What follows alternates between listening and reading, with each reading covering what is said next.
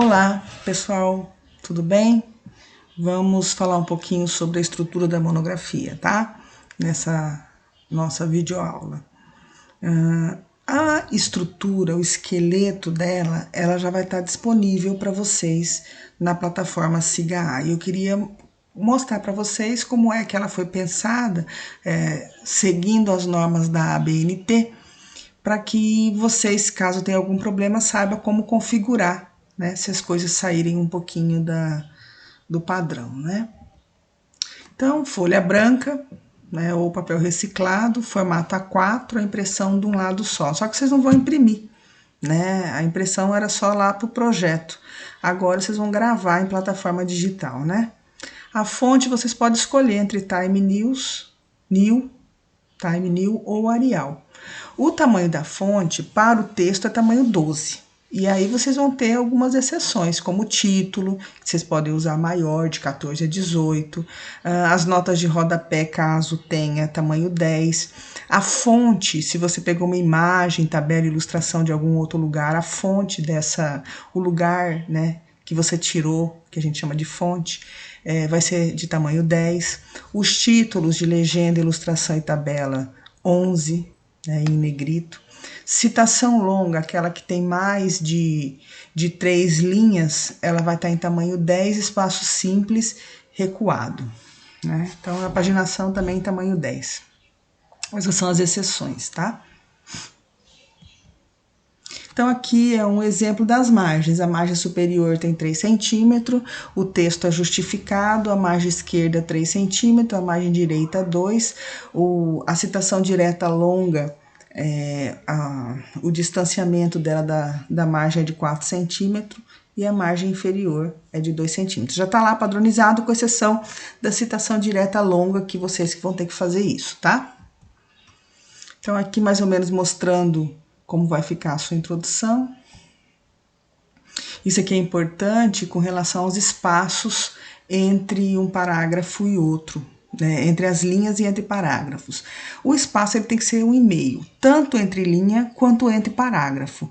Para que o parágrafo não fique mais distante, né, um espaço maior do que entre linhas, você vai lá na configuração do parágrafo, vai olhar em espaçamento, colocar 0 ponto antes e 0 ponto depois, tá? Então, isso vai fazer com que o seu texto fique com a mesma distância entre parágrafos e entre linhas. Isso é preciso ser feito toda vez que você copiar e colar alguma coisa lá, tá? Porque, dependendo de onde você escreveu, o parágrafo fica automático, fica 8 pontos, 6 pontos, então dá um jeito de deixar isso aí padrão, tá? Fiquem atentos a isso. Citação direta longa e nota de rodapé, o espaço é simples, né? Então, só aí que vai mudar. Quando você muda o seu título para subtítulos ou outro item, aí você dá 2 enters para separar do texto, tá bom? Aqui mostrando aí a citação direta longa, né, com a fonte menor, com espaço entre linhas simples, beleza? Aqui, o título de tabela, de figura, ele fica acima da tabela e da figura. Abaixo é a fonte, tá bom? Aqui também mostrando a paginação. Então, a página ela vai ser contada depois da capa. Então, o primeiro elemento pré-textual depois da capa, né, que é a folha de rosto, você começa a contar ali, 1, 2, 3, 4, até chegar na introdução. A numeração vai aparecer ali, na introdução. Antes disso, você não aparece números, tá bom? O número é em arábico e não em algarismo romano, alinhado a 2 centímetros da margem direita superior. Dá para fazer esse processo de paginação pelo Word, mas se você não conseguir, parte para ignorância. Bota número em todos e chega com um quadrinho branco tampando tudo até na introdução onde ele deve aparecer, tá bom? Se não vai pela ferramenta, vai na força do ódio aí. Aqui mostrando ó, o abstra, sem página e a introdução já aparecendo a página ali, no canto superior direito. A estrutura da monografia ela é organizada em setores, né? Nós vamos ter a capa, que é o elemento externo. Aí nós vamos ter os elementos pré-textuais, que é a folha de rosto, folha de aprovação. A ficha catalográfica não precisa mais pôr. A dedicatória, o agradecimento são opcionais. O sumário, ele precisa aparecer. A lista de abreviaturas, lista de figura, lista de tabelas são opcionais. Resumo e abstra precisam aparecer, tá? Os elementos textuais, que é a parte mais importante do seu trabalho, vai ser composta de introdução. Nessa introdução tem que ter revisão bibliográfica. Ela pode ser feita com o item tudo junto, né, sem separação, ou você apresenta um novo item depois da introdução chamado de revisão bibliográfica. Você e seu orientador decidem isso. Tem que ter objetivos, né? Objetivos gerais, objetivo específico, caso não tenha só um objetivo. Material e métodos, resultados, discussão, que podem ser 2 itens, ou um item só, resultados e discussão. Considerações finais ou conclusão, tá? Então vocês também vão escolher, eles têm uma diferençazinha entre eles. Depois nós temos os elementos pós-textuais, que é a referência bibliográfica, onde vai estar escrito todas as obras que você citou no seu trabalho e apenas as citadas, né? Apêndices e anexos que são opcionais. Então a capa aqui já tem lá o modelinho, né? Então você tem a identificação da instituição, o nome do aluno, o título do trabalho, a cidade, né, Cáceres, o mês e o ano. Aqui a folha de rosto, ela é muito semelhante à capa, com a exceção de que vai aparecer agora o nome do orientador, né, e a especificação do trabalho, que é a monografia apresentada ao curso de Ciências Biológicas como requisito regulamentar obrigatório para obtenção do grau de licenciado em Ciências Biológicas para aqueles que ainda não concluíram o curso de licenciatura e licenciado e bacharel em Ciências Biológicas para aqueles que estão em licenciatura e bacharelado. Aí vem a cidade, o mês e o ano. Aqui a folha de aprovação, nessa folha de aprovação aparece, já cai aquela questão do cabeçalho, né? Vem só o nome do aluno, o título, a especificação, a data de aprovação. É importante que vocês preencham lá o nosso modelinho com a data da sua defesa, né? A banca examinadora, o espaço para assinatura de todos eles, Unemate, Cáceres, Brasil. Peguem a assinatura eletrônica e colhem aí, já que a defesa vai ser por meio virtual, tá? Depois vocês pedem para que eles coloquem a assinatura eletrônica de cada um e salvem em PDF. Dedicatória, ela é um item opcional, né? Você vai prestar homenagem a alguém que você acha importante, né? E vai deixar separadinho. Não deve exceder uma página, na realidade ela é um texto bem curto, um parágrafo só no máximo. Agradecimento também é optativa, né? Então você vai agradecer a todos que nessa jornada de graduação te ajudaram e que você acha que merecem os seus agradecimentos. Cuidado, aqui não é lugar para lavar roupa suja, tá? Já vi agradecimento, gente agradecendo a quem torceu contra, fazendo o maior drama. Não é lugar de drama, tá bom? Esquece essas coisas. Faça um agradecimento alegre para aqueles que merecem ser agradecidos. Para quem o sumário, ele é um item importante. Lá você vai colocar todos os itens que você tem no seu texto, introdução, os subitens da introdução, objetivo, material e métodos, os subitens do material e método na sua respectiva página inicial, tá bom? Então, você vai usar sempre a página inicial. Lista de abreviatura, lista de figura e lista de tabela são itens opcionais. Mas se você optar por colocar, então você vai colocar lá, figura 1, o título da figura que você colocou lá no seu trabalho e a página onde ela aparece. A mesma coisa para figura 2, 3, enfim, né? Isso vale para lista de tabelas também. A abreviação é que quando você usar a abreviação, você não quer colocar por extenso. Então, lá na lista, no seu texto, você coloca só a abreviação delas. Na sua lista, você coloca a abreviação e o nome completo daquele item que você quer estar abreviando, tá bom? Pode ser instituição, elemento químico, enfim, o que for necessário. Bom, nos seus elementos do texto, né, o que nós vamos ter? Nós vamos ter um resumo, que é o que você fez em poucas palavras, aí 250, 300 palavras no máximo.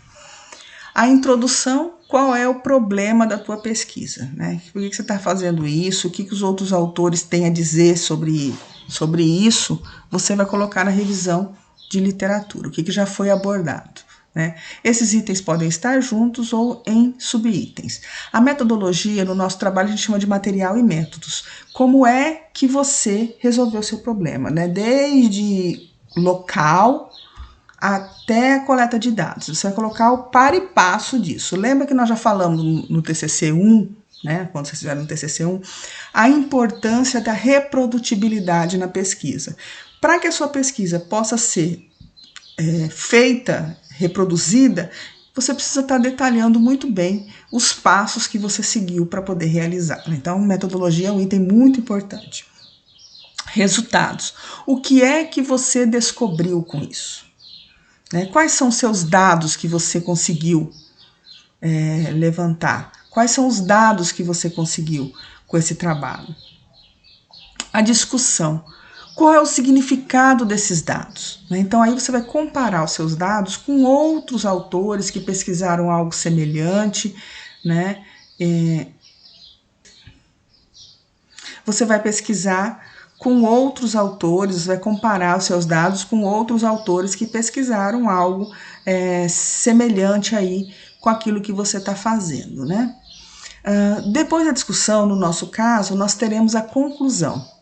A conclusão vai responder aos seus objetivos, né? No caso da monografia, os agradecimentos estão lá no início do trabalho e ele é opcional, mas você vai colocar aí os agradecimentos para quem te ajudou. A referência bibliográfica, né? A que fontes que você se referiu durante seu trabalho inteiro, aquilo que você citou, você vai colocar lá. Anexos e apêndices eu tenho informação extra que pode ajudar na compreensão do meu texto? Se tiver, você vai abrir um item de anexos ou apêndice e a gente vai explicar já a diferença deles. Então, o que significa cada item, né? Resumo é uma apresentação concisa dos pontos mais relevantes do seu trabalho. Ele é muito bem estruturado, ele tem uma introdução, ele apresenta o objetivo, o material e métodos muito sucinto, né? Os resultados que você teve e uma conclusão. Isso fica entre 150 e 500 palavras, geralmente 250, 350 palavras aí é o ideal. O abstra é o resumo na língua inglesa, né? Então, tudo que está lá no seu resumo, você vai passar para a língua inglesa. Isso aí pede para alguém dar uma revisada também, tá? Usar o Google Tradutor, ele ajuda, mas ele deixa truncado muita coisa. Só para você ter uma ideia do que isso significa, pega seu resumo na língua portuguesa, passa pelo Google Tradutor para a língua inglesa. Depois você copia esse resumo na língua inglesa e joga lá e pede para passar na língua portuguesa. Você vai ver que muita coisa vai ficar truncada. É assim que um nativo da língua inglesa, quando lê um resumo feito pelo Google Tradutor, tá? Então pede para alguém que domina para dar uma corrigida nesses pequenos erros que vão ter, tá bom? Aqui é um modelo de resumo, onde cada item aqui está mostrando uma parte dos elementos que compõem o resumo. Então, em amarelo, nós temos a introdução, né? Então, aqui ela fala o que é um trabalho de conclusão de curso, né? Qual que é a importância dele. Depois ela vai falar da metodologia do trabalho. Não, desculpa, depois ela vai falar do objetivo do trabalho. Em vermelho está o objetivo, né? A metodologia está em lilás aqui. Então, qual é o objetivo do trabalho dela? A metodologia, como ela fez o trabalho, está em destaque em lilás. Em verde, ela está mostrando os resultados que ela encontrou, olha lá, o número de entrevistados, os resultados da entrevista dela, e depois a conclusão, do trabalho que ela a conclusão que ela chegou nesse trabalho, né? E embaixo as palavras-chave, 3 palavras-chave que não estão no título, né? Porque o título já é indexado. A palavra-chave ela serve para ajudar a encontrar esse trabalho nos bancos de dados, tá? Então a gente, para ampliar a possibilidade de busca, a gente coloca outras 3 palavras-chave que não estão no título do trabalho, ok? Dá uma paradinha aqui no vídeo para ler como foi organizada a introdução, o objetivo, a metodologia, os resultados e a conclusão, ok? Bom, o trabalho começa na sua introdução. A introdução é a apresentação sucinta e objetiva do trabalho. Ela vai fornecer as informações para despertar no leitor a curiosidade em ler aquele trabalho. E ali vai estar qual é o problema da pesquisa. Na sua introdução, né, como item junto, ou como um subitem, ou como um outro item, tem que ter a revisão bibliográfica, que é a base da sustentação da investigação científica. E tem como objetivo mostrar tudo que já foi falado sobre o assunto, aquilo que é relevante, né, onde você constrói o arcabouço teórico que vai explicar mais tarde, que vai ajudar a explicar mais tarde os teus resultados, né? O aprofundamento é o que mostra o quanto você leu, o quanto você estudou sobre esse assunto. A introdução não é simplesmente você copiar e colar, né? É você construir o seu texto com base nas informações vindas de outros autores. Então você precisa fazer uma transição das ideias nos parágrafos, né? Você precisa organizar isso de maneira que não fique uma coxa de retalho, cada um de uma cor, de um jeito, enfim, né? Você vai trazer as informações, transcrever essas informações com uma linguagem própria, adequada para o teu trabalho, né? Fazendo a conexão entre várias informações a respeito do seu tema. Na introdução, você finaliza ela com uma justificativa, que é por que o teu trabalho é importante, né? E essa justificativa que une todo aquele arcabouço teórico que você pesquisou com os objetivos que vem a seguir, né? A gente usa uma sequência lógica para fazer a introdução. Geralmente, a gente parte de um problema maior, apresenta as bases teóricas que sustentam essas ideias, né, até afunilando no seu problema local, na importância de estudar e nos benefícios que isso vai trazer. Depois nós temos o objetivo, né? O objetivo ele mostra por que é importante realizar esse trabalho, o que eu quero encontrar com esse trabalho, né? A justificativa une aquilo que eu quero realizar com as bases teóricas que eu coloquei no meu trabalho. Então, através do objetivo, a gente responde o que a gente pretende com a pesquisa, quais são as metas que a gente quer alcançar, né? A gente utiliza o verbo no infinitivo, esclarecer tal coisa, definir tal assunto, observar aquilo, demonstrar aquilo outro. Geralmente a gente organiza em objetivo geral, que é uma questão pontual, mais ampla, e os objetivos específicos, que são aqueles passos que a gente vai dar para chegar na resposta mais ampla que a gente quer responder, tá? Depois nós temos o material e métodos. A introdução e o objetivo, vocês já têm alguma coisa que veio do projeto de pesquisa, né? Então, vocês vão só lapidar aquilo lá, colocar mais informações na introdução, né? Verificar se os objetivos permaneceram o mesmo, né? E organizar isso aí. O material e métodos, vocês também já escreveram muita coisa, então vocês vão fazer uns ajustes neles. O primeiro ajuste é passar do verbo que está lá no futuro, no teu projeto, para o verbo no passado, porque você já realizou. Então, o material e métodos é a parte que você vai descrever todo o seu percurso metodológico. Você já tem alguma coisa disso. Mudou alguma coisa? Então, faça esses ajustes lá daquilo que era do projeto para aquilo que será da monografia, tá? Então, você vai colocar as variáveis mais relevantes, né? Como é que os números, os dados numéricos, quantos você pesquisou, quanto tempo, que período, quais os instrumentos de coleta que você utilizou, quais os protocolos, enfim. Você vai colocar todo o seu procedimento com as variáveis mais relevantes para a tua pesquisa, permitindo que outras pessoas possam reproduzi-las num outro período, né? Depois nós temos os resultados. Os resultados são os números que você encontrou, né? São os dados que você coletou e aquilo que você obteve com a sua pesquisa, né? Então você vai organizar isso em tabelas, em gráficos, em texto, né? Então, se você optar por fazer resultado de discussão, cada resultado seu deve ter uma discussão dando significado a eles, mostrando o que isso significa. Caso você opte por resultados separados de introdução, então você vai escrever em resultados só os resultados. Você não vai comentar, fazer nenhuma consideração com outros dados da literatura, né? Outra coisa importante é que como é que você vai organizar esses seus dados? Então você tem que pensar naquele volume de informação que você tem, aquilo que vai para gráfico, aquilo que vai para tabela, aquilo que vai ficar em texto. O que não pode é você colocar o mesmo dado na forma de gráfico, na forma de tabela e na forma de texto. Você está repetindo as informações, isso não é necessário, tá? Isso é desaconselhável, inclusive. Bom, a discussão, ela é uma parte que os alunos acham muito complicado fazer a discussão, né? Porque fica parecendo que é algo meio abstrato, e na realidade não é.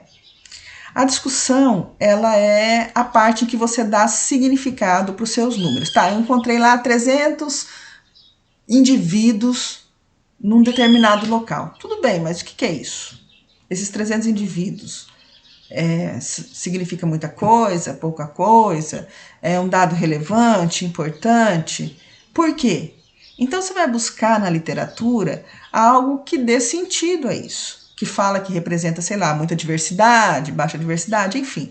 Você vai comparar esses seus dados com o que já está disponível na literatura, né? Então você vai, alguns dados vão corroborar, algumas bibliografias, algumas fontes vão corroborar os seus dados com aquilo que se espera mesmo encontrar, outros vão dizer que não é isso que se espera, e você vai ter que explicar por que aconteceu, né? Então, é uma conversa onde você tem os seus dados com as informações vindas de outros autores, são coisas que vão dialogar, né? Você vai fazer uma conversa entre aquilo que você tem de informação, de resultado, com aquilo que outros autores têm. Conclusão e considerações finais ou recomendação. A conclusão ela é algo objetivo, geralmente a gente faz por tópicos ou por parágrafos, respondendo aos seus objetivos. Isso é importante. Cada item, tópico tem que responder ao seu objetivo lá. Eles conversam, a conclusão conversa com o seu objetivo, mas ela é pontual, né? Eu não tenho muita margem para conversa depois dessa conclusão, ok? As considerações finais, você também responde aos seus objetivos, se você optar por fazer considerações finais, né? Mas ela te permite outras coisas, ir além disso. Então, você pode colocar outras informações, outros caminhos, apontando direções, continuidade, enfim, você vai ter uma conversa maior, você pode estender a sua conversa nas considerações finais, tá? Referência bibliográfica, a gente tem todas as normas da ABNT para fazer isso, nós temos uma aula só sobre referência bibliográfica, né, que é a organização de todos os autores que você citou ao longo do trabalho, né? Nesse item, você só tem que colocar aquilo que você citou, ok? Se você não citou, não entra na referência bibliográfica, né? Então, tudo que está citado está na referência, e na referência é só aquilo que foi citado, ok? Apêndices e anexos, né? Então, esses são itens opcionais, são inclusões de texto, ilustração, mapa, que você julga importante, mas que não cabe ali no texto do seu trabalho, porque fica muito extenso, às vezes é coisa muito grande, enfim. Você vai para apêndices e anexos. Apêndice são textos e composições que você criou, é seu, você fez. Anexos são aqueles dados, imagens, mapas que você traz de outros autores, extraído de uma fonte ou de bibliografia, tá? Então, essa é a diferença entre apêndices e anexos. Caso você deseje fazer, você esse orientador, deseje fazer a monografia na forma de artigo, você deve manter todos os elementos pré-textuais conforme a gente coloca aqui nessa aula, tá? Conforme as normas da ABNT.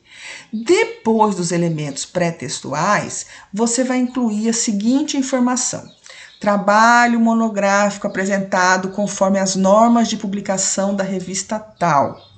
E lá em anexo, né, abre parênteses, anexo 1, anexo 2, enfim, qual for o anexo.